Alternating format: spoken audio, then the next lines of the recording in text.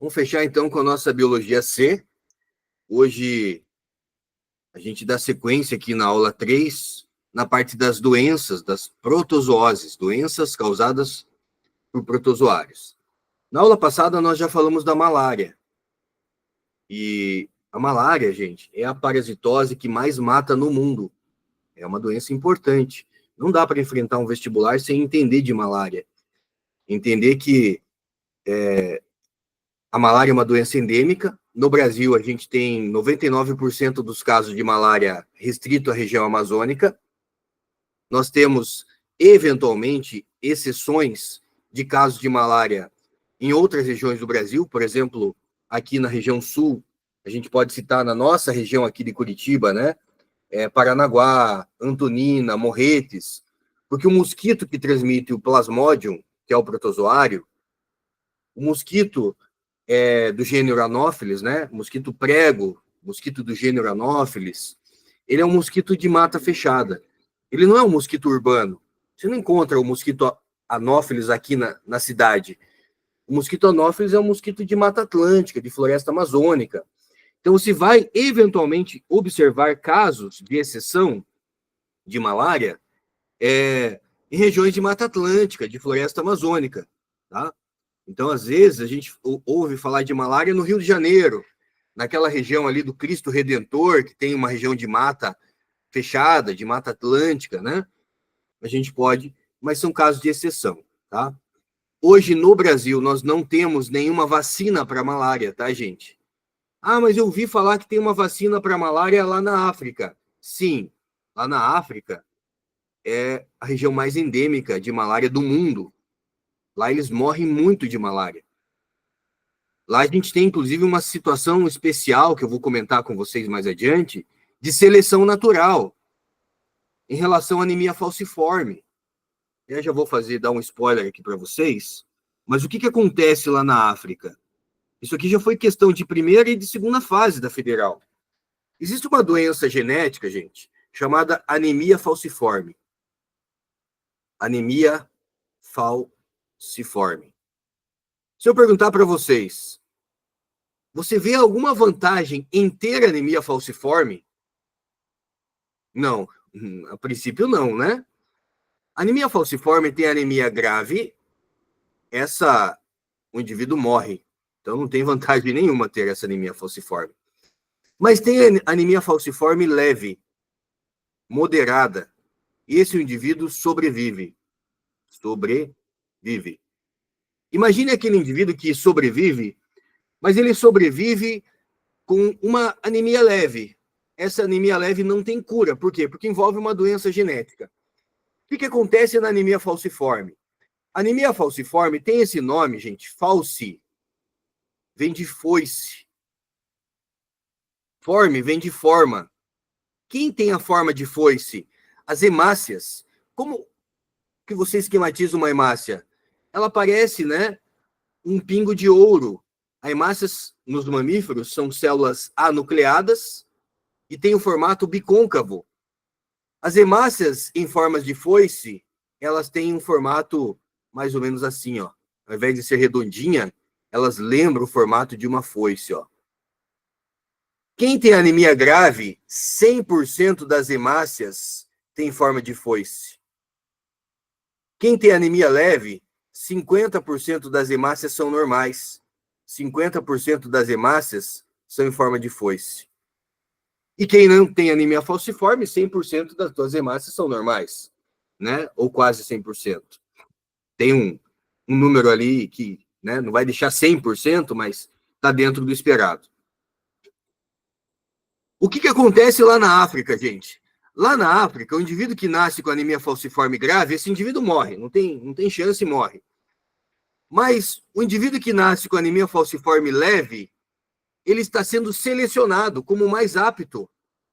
Porque quando o indivíduo tem anemia falciforme e ele adquire a malária, ele tem maior chance de sobrevivência. Porque se o protozoário invade uma hemácia falciforme, a pessoa não fica doente. A pessoa só fica doente se o protozoário invadir uma hemácia normal. Então, veja, de novo, vou perguntar para vocês. Você acha que tem alguma vantagem nascer com anemia falciforme leve? A resposta é: depende. Se você é um habitante das regiões da África, onde as pessoas morrem muito de malária, ter uma anemia leve me torna vantajoso. Me dá uma vantagem de que, caso eu seja contaminado pelo Plasmodium, eu tenho 50% de chance dele invadir uma hemácia falciforme. E se ele invadir uma hemácia falciforme, eu não fico doente. Ele não consegue completar o ciclo de vida dele, né? Então, veja que tem uma situação especial aí com a malária, nós não comentamos na aula passada, né? E aí eu falei, deixa eu comentar com os alunos, no início da próxima aula, esse assunto importante. Se na África é onde as pessoas mais morrem de malária, conseguiram desenvolver lá uma vacina, gente. Mas é uma vacina que ela não tem uma eficácia muito alta. Mas é aquilo, né? É a arma que tem no momento.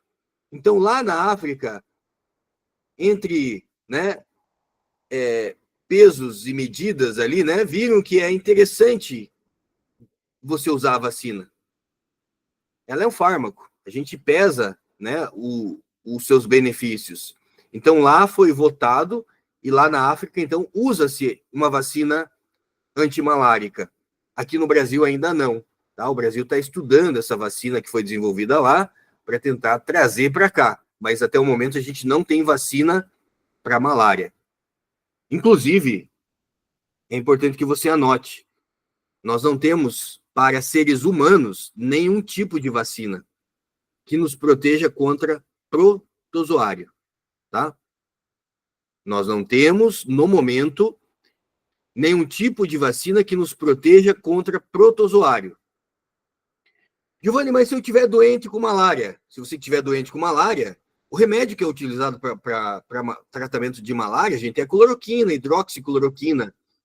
A cloroquina, ela é antiparasitário, né? Ela mata protozoário. Então, para a malária, esse é um medicamento que é utilizado, né? Entre os riscos e benefícios, é o medicamento que a gente tem hoje para tratar a malária. Tem vacina para malária? Tem, na África. Mas aqui no Brasil, quando a gente pensa em doenças causadas por protozoários, nós não temos vacina para malária, nós não temos vacina para doença de Chagas, para leishmaniose. Ah, professor, mas eu vacinei o meu cachorro. Tem vacina para cachorro, mas para seres humanos, não. Se você tem um cachorro, uma das vacinas que o cachorro toma é a vacina para leishmaniose. São 3 doses para a vacina da leishmaniose. Então, tem vacina para leishmaniose, Giovanni? Tem, para o cachorro, para o ser humano, não. Tá? Então, aqui, gente, nós vimos que, no caso da malária, o mosquito é chamado de mosquito prego ou anófeles, do gênero Anopheles. Aqui, no caso da leishmaniose, é sacanagem. O mosquito tem muito nome, gente. Mas calma, você não precisa decorar todos esses nomes. Mosquito do gênero Lutisomia ou mosquito do gênero Phlebotomus. Eles podem chamar de flebotomínio. No Brasil, o gênero mais comum é o gênero Phlebotomus. Esse gênero Lutisomia é mais comum em outras regiões, como a África também. Esse mosquito, dependendo da região, ele tem nomes distintos, conhecido como mosquito palha, tatuquira, birigui, cangalinha, asa branca, asa dura, palhinha. Tem que decorar tudo isso, Giovanni? Não. Vou pedir que você lembre, quando fala de leishmaniose, mosquito palha. Esse nome é importante. O nome genérico, mosquito palha. Malária, mosquito prego. Leishmaniose, mosquito palha. E aí você vai lembrar que mosquito palha é aquele que tem um monte de nome. Não precisa decorar. Tatuquira, birigui, cangalinha, cangalha, asa branca, asa dura, palhinha. Mas o gênero é importante, galera. Então, como você decorou que o gênero do mosquito que é vetor da malária é um mosquito do gênero Anopheles, aqui é o mosquito do gênero Lutisomia ou Phlebotomo, ou mosquito genericamente chamado de palha, mosquito palha. A leishmaniose, eventualmente, aqui no Brasil, a gente tem surtos de leishmaniose. O último surto mais próximo aqui da nossa região foi em Santa Catarina, né? Tivemos um surto em Santa Catarina de leishmaniose. Aqui você vê uma imagem microscópica do protozoário. É o protozoário Leishmania, um protozoário flagelado, tem flagelo. Quando a pessoa é picada pelo mosquito palha, esse mosquito palha, ele introduz no nosso sangue o protozoário Leishmania. O mosquito palha contaminado, antes de sugar o nosso sangue, ele dá aquela cuspidinha, né? E nessa saliva, se ele tiver contaminado, ele libera o protozoário Leishmania. No ser humano, causa uma doença chamada úlcera de Bauru, conhecida como ferida brava, ou leishmaniose tegumentar. Tegumento significa pele, mucosa. Então, é uma doença que atinge geralmente a mucosa do céu da boca e do nariz. Forma essas feridas enormes, assim, ó. Eu pergunto para vocês, se você perceber que começa a formar uma feridinha na mucosa da boca, na mucosa do nariz, no dia seguinte ou no mesmo dia você vai procurar um médico. Para chegar nessa situação aqui, galera, são pessoas que não têm auxílio médico, são pessoas que estão muito distantes de um centro urbano, e a pessoa tem que tocar a vida, e ela vai tocando a vida dela. Ah, se entrevista uma pessoa dessa, ela diz, meu, não tem médico aqui onde eu moro, só tem médico a 200 quilômetros, eu preciso trabalhar, né? Preciso ir para o campo.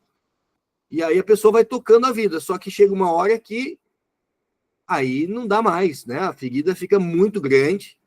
Então, por isso, chamada úlcera de Bauru, porque foi uma doença endêmica da região ali de São Paulo, né? Em Bauru, e aí ficou conhecida como úlcera de Bauru, a leishmaniose tegumentar. Esse mesmo protozoário e esse mesmo mosquito também pode transmitir, né, esse protozoário leishmania para o cachorro. E aí é conhecido como leishmaniose canina ou leishmaniose visceral, popularmente chamado de calazar. Então aqui você vê um cachorro com leishmaniose. Gente, se alguns de vocês aqui pretendem fazer medicina veterinária, existe uma situação especial aqui. O cachorro é indicado a eutanásia canina. O que é a eutanásia canina? É indicado que você sacrifique esse cachorro. Por quê? Porque uma vez que o cachorro está com o protozoário no sangue, esse cachorro ele vira um foco de infecção. Você não pega a leishmaniose diretamente do cachorro, mas o mosquito sadio, porque esse mosquito palha, ele é o pernilongo mais vagabundo que tem por aí. Mosquito palha é o pernilongo comum, que está dentro das nossas casas. Então, esse pernilongo que está dentro das nossas casas, por que eu não pego leishmaniose? Porque ele não está infectado. Mas se na minha região aqui, do Boqueirão, eu moro em Curitiba, Boqueirão, né? Se na região aqui do Boqueirão, Curitiba, a gente tiver um cachorro que seja infectado com leishmaniose canina, os pernilongos aqui da região podem sugar o sangue desse cachorro e se tornar o quê?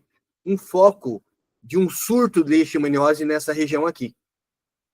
Então, o recomendado pela vigilância sanitária é que o médico veterinário oriente o seu cliente que esse cachorro, o mais indicado é que ele seja, que ele sofra aí, né, uma injeção que vai fazer ele dormir para sempre, né, que ele seja sacrificado. Você vai dizer, Giovanni, mas não existe nenhuma outra alternativa? Tem alternativa. A alternativa, gente, ela é muito cara, mas tem, que é você manter esse cachorro isolado. Precisa ser uma tela especial no canil desse cachorro, porque esse mosquito palha ele é muito pequenininho, então ele passa por dentro, né, ali de telas de proteção que são mais, né, convencionais. Tem que ser uma tela especial para esse tipo de mosquito. E esse cachorro tem que ficar em tratamento isolado até que ele se cure, tá? Então, recebe um tratamento, quando esse cachorro estiver curado, aí ele pode sair do isolamento. Então, por isso que é caro, porque esse cachorro tem que ficar no isolamento, tem todo um protocolo, né, médico ali, para que esse cachorro, a partir dele, não aconteça um surto de leishmaniose naquela região. tá? Por mais que as feridas elas sejam feridas estéticas que nos chamam muito a atenção, né? É uma doença que tem cura, tem tratamento. Como que trata, Giovanni? Medicamento antiparasitário, que mata o parasita, que mata o protozoário, tá? Sintomas: úlceras de difícil cicatrização, deformações em mucosas e cartilagens. No caso da calazar, lesões do baço, que é a leishmaniose visceral, né? Baço, fígado, rins, intestinos, redução do tecido hematopoético. Lembrando que o tecido hematopoético é o tecido que produz o nosso sangue, né? Poeta do sangue, produz sangue. Como que eu previno? Combate ao inseto vetor, combate ao mosquito. Uma vez que a pessoa já está doente, é o tratamento do doente. E as vacinas, né? Mas aí a vacina para o cachorro, tá? E a eliminação de animais doentes. É eutanásia canina. Volta e meia aparece nas questões vestibulares. Eutanásia canina, né? Então, o que é essa eutanásia canina? Já vai lembrar da leishmaniose, tá, gente? Que é você sacrificar o seu animalzinho porque ele ficou doente. Para não ter que sacrificar o animalzinho, lembre-se, dê as 3 doses da vacina da leishmaniose toda vez que você adquirir um cachorrinho como animal de estimação. E a gente vai agora para a segunda doença mais importante. A primeira é a malária. A segunda é a doença de Chagas. A leishmaniose é a terceira, né? Aqui você está vendo uma imagem, gente, de um inseto chamado inseto barbeiro. Esse inseto barbeiro, cuidado, ele não é um mosquito. Eu coloquei aqui para você não cair em pegadinha, né? Que a galera na discursiva escreve muito. Ah, o mosquito barbeiro. Cuidado, a gente fala muito de mosquito. Foi o mosquito prego, agora o mosquito palha. Só que agora, doença de Chagas, o vetor, ele não é um mosquito, ele é um percevejo. Giovanni, o que é um percevejo? Olha o formato do percevejo, gente. Não é formato de mosca, de mosquito, de pernilongo. Percevejo tem esse formatinho aqui, ó. Então você tem a espécie do Triatoma infestans, que é a mais comum, por isso que a gente chama de triatomínio. O vetor é um triatomínio, que é do gênero Triatoma, do gênero Panstrongylus, do gênero Rhodinius. Mas o gênero que mais vai aparecer nas questões é o gênero Triatoma e a espécie Triatoma infestans. O protozoário é um protozoário flagelado, Trypanosoma cruzi, e esses barbeiros, esses percevejos, eles são hematófagos. O que é um inseto hematófago? É quem se alimenta de sangue. O barbeiro é um veículo, o barbeiro é um vetor. Gente, o barbeiro, ele não vem aqui na cidade trazer a doença de Chagas pra gente. É o ser humano que vai ao encontro dele. Você está vendo aqui uma famosa casa de pau a pique. Muitas vezes, quando o ser humano vai construir casas em regiões de mata, ele vai desmatar, ele vai eliminar o quê? O habitat natural do inseto barbeiro. E se esse ser humano constrói as famosas casas de barro e bambu, barro e madeira, que é a casa de pau a pique, onde que o barbeiro vai se esconder se você acabou com o ecossistema dele? Se o ser humano acaba com a paisagem dele? Ele vai se esconder nas frestas dessa casa. E ele tem hábito noturno. Ele suga o sangue do ser humano à noite. Por isso que é chamado de barbeiro, porque à noite, quando a pessoa está dormindo e ela está com a sua cobertinha lá, qual é a parte do corpo que está descoberto? É o rosto, é a face, é a região da barba. Por isso, inseto barbeiro. Mas um detalhe, o barbeiro não transmite o protozoário pela picada. Cuidado. Ele pica e se alimenta de sangue. E ele tem um hábito. Enquanto ele está se alimentando, ele faz cocô. Ele defeca. E é nas fezes que ele elimina o protozoário. Então, enquanto ele está se alimentando do sangue da pessoa, ao mesmo tempo ele está eliminando o protozoário junto com as fezes. O protozoário está no intestino e não na glândula salivar do inseto barbeiro. E se ele está nas fezes, como que ele vai parar na região da picada? Depois que o inseto barbeiro ele se alimentou do sangue, gente, olha o tamanho do aparelho que ele usa para perfurar a pele da pessoa. Fica um buraquinho considerável aqui. Isso gera uma coceira intensa, então a pessoa dormindo, ela coça. E quando ela coça, ela espalha as fezes do barbeiro pela face. E aquelas fezes, elas acabam tendo contato com aquele local da picada. E aí existe a possibilidade do protozoário cair na corrente sanguínea. É assim que a gente pega a doença de Chagas. É uma doença que não tem vacina, é uma doença que não tem cura. Caramba, Giovanni, se eu pegar a doença de Chagas, o que eu faço? Por isso que é importante fazer exame de sangue todo ano. Se você conseguir detectar a doença de Chagas bem no início, enquanto o protozoário ainda está a nível sanguíneo, a doença de Chagas ainda tem cura. Mas depois que o protozoário já entrou em estruturas corporais como fígado, a gente já não consegue trazer uma cura mais. Fígado, baço, coração, aí essa doença já não tem cura mais. É uma doença que demora para matar a pessoa. Às vezes a pessoa morre de outras coisas e não morre de doença de Chagas. Por quê? É possível conviver com as sequelas dessa doença. Não é nada agradável, né? Geralmente é uma doença que leva à aposentadoria precoce de um trabalhador. Por quê? Porque o coração pode inchar, a famosa cardiomegalia, né, gente?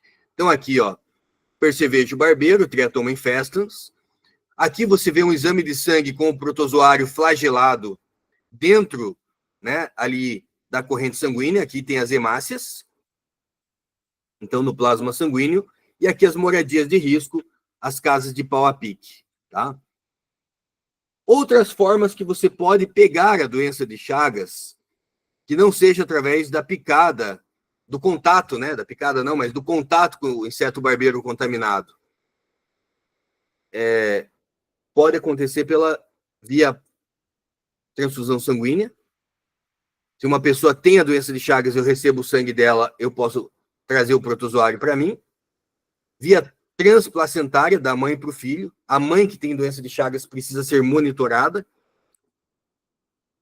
A mãe que tem doença de Chagas não deve amamentar. E a ingestão do parasita em alimentos como suco de açaí, caldo de cana. Fica tranquilo, gente, que esse açaí que a gente consome aqui na região sul, né? Ele é um açaí tipo sorvete. Não é esse açaí que eu estou falando. É o açaí natural. Se você for lá para o Piauí, se você for lá para, né, o Pará, você vai consumir açaí até com comida salgada. E esse açaí in natura, esse açaí natural, ele pode, né, estar ali contaminado com fezes do inseto barbeiro. Ou até mesmo com o próprio barbeiro inteiro ali, né? Imagine, o caldo de cana, a pessoa pode moer a cana junto com o inseto barbeiro. Tivemos um caso de surto de doença de Chagas em Santa Catarina. Todo mundo foi curado. Por quê? Porque quando você tem a infecção de doença de Chagas a partir das fezes do barbeiro, a carga parasitária é pequena. A quantidade de protozoário que entra pelo orifício é pouco. Agora, imagina moer um inseto barbeiro junto com a cana. Quanto de protozoário não vai ter? Muito protozoário, gente. E aí, o que acontece? Essas pessoas, elas acabam desenvolvendo rapidamente sintomas que levam essa pessoa para o hospital. No hospital, se for detectado rapidamente que essa pessoa teve contato com a doença de Chagas, com o Trypanosoma cruzi, ainda tem cura. Né? Então, caso você tenha contato com doença de Chagas a partir de alimentação, possivelmente você vai ter sintomas tão aflorados que você vai buscar um auxílio médico, tipo uma intoxicação alimentar. Preciso de um médico, né?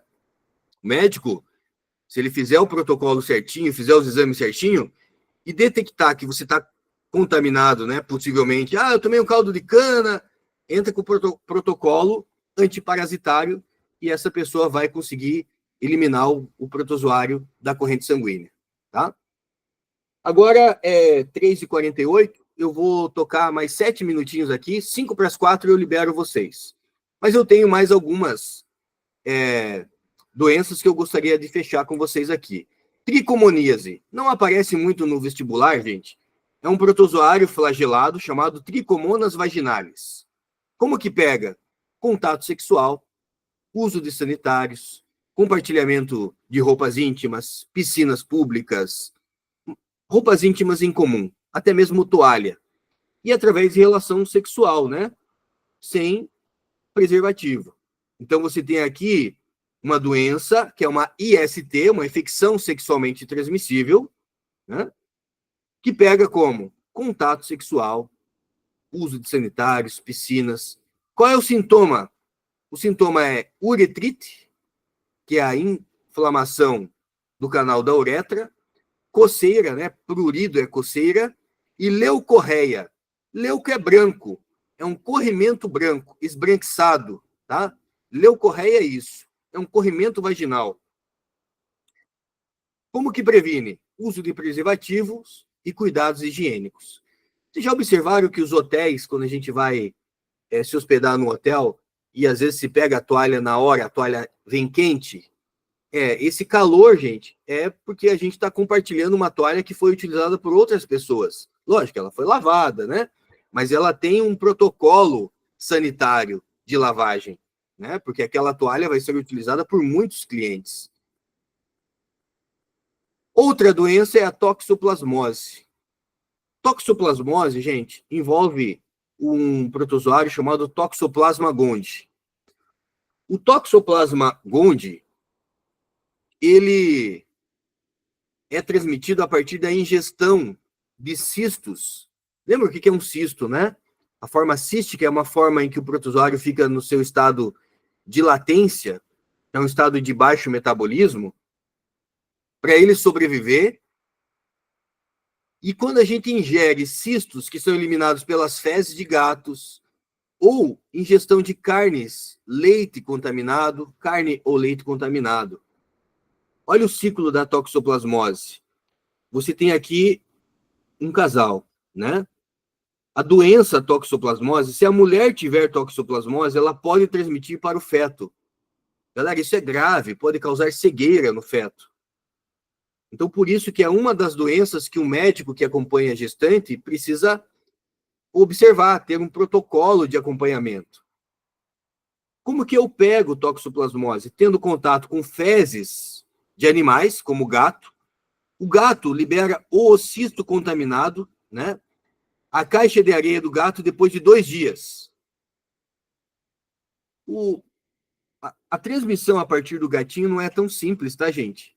Ah, o meu gato faz cocô, eu já junto. Ótimo. Porque esse oocisto, ele só vai estar na sua forma perigosa depois de 2 dias. Se a pessoa limpa diariamente a caixinha de areia do gato, tá tudo bem, galera, né? Se esse gato não sai para a rua, tá tudo bem também. Porque como que o gato adquire o protozoário? Comendo rato. O protozoário Toxoplasma gondii, ele está presente em ratos. E olha o que o protozoário faz com o cérebro do rato, gente. O rato que está contaminado com o protozoário Toxoplasma gondii, esse rato, ele fica destemido. Ele enfrenta o gato. Ele perde o medo do gato. Ele sente até atração pelo cheiro do gato. E aí vira o quê? Vira uma presa fácil. Olha o que o protozoário faz com o cérebro do rato. Faz o rato virar uma presa para o gato. Uma vez que o protozoário consegue chegar no gato, esse gato elimina os oocistos junto com as fezes. E 2 dias depois, essas fezes com os oocistos do protozoário podem contaminar vegetais, frutas, que podem contaminar o ser humano. Mas não é só a partir daí, tá, gente? Esse oocisto pode contaminar solo, água, que pode contaminar solo e alimentos também de outros animais, como bovinos, caprinos, equinos. E aí, quando a gente consome carne de boi, de vaca, né, de frango, de porco, essa carne mal cozida e contaminada, ela pode conter o protozoário, os cistos do protozoário. Então, carne crua mal passada não é só teníase, tá? Carne crua mal passada pode ser toxoplasmose. E para a gente fechar, quais são os sintomas? Cegueira. A mulher pode ter, né, os sintomas como aborto, má formação do sistema nervoso em fetos. Então, é uma doença que uma gestante, em hipótese alguma, pode pegar. Como que previne? Cuidado com a manipulação e destino das fezes dos animais domésticos. É uma forma que a gente consegue prevenir essa doença. Se tem gatinho em casa, evita que a gestante faça a higiene da caixinha de areia. Deixa que outra pessoa faça a higiene. Faz essa higiene diariamente. Evita que o gato saia para a rua, porque se o gato sair para a rua, possivelmente ele vai comer algum ratinho e ele pode se contaminar e trazer, então, essa possível contaminação para dentro de casa. O gatinho que é cuidado só dentro de casa, ele não tem risco de estar contaminado com toxoplasma, né? Então, essa é uma doença, galera, importante, e assim a gente fecha aí as protozooses, tá bom? Terminando aqui, questão de algum tempinho, eu já vou disponibilizar essa aula gravada e os materiais adicionais para vocês. Daqui a pouco vocês já estão recebendo lá no grupo de WhatsApp e também na nossa plataforma. Tá bom, gente? Se alguém tiver alguma dúvida, eu permaneço por aqui. Um grande abraço, até mais. Tchau. Em todas as doenças passadas, hoje o homem é hospedeiro definitivo? Júlia, sim. Por isso até que eu acabei não dando essa ênfase, né? Só a malária que o ser humano é hospedeiro intermediário. Essas de hoje, doença de Chagas, né? Doença de Chagas, ela tem um caso especial que não se usa muito o termo hospedeiro definitivo, hospedeiro intermediário. Para a doença de Chagas, a gente usa mais hospedeiro vertebrado e hospedeiro invertebrado, tá? Então, se você for escrever uma discursiva sobre doença de Chagas, o mais usual é você falar que o ser humano é hospedeiro vertebrado e que o inseto barbeiro, ele é hospedeiro invertebrado e o ser humano é hospedeiro vertebrado, tá? Para toxoplasmose, aí a gente tem a leishmaniose e o ser humano como hospedeiro definitivo. Tá bom? Boa pergunta. Tchau.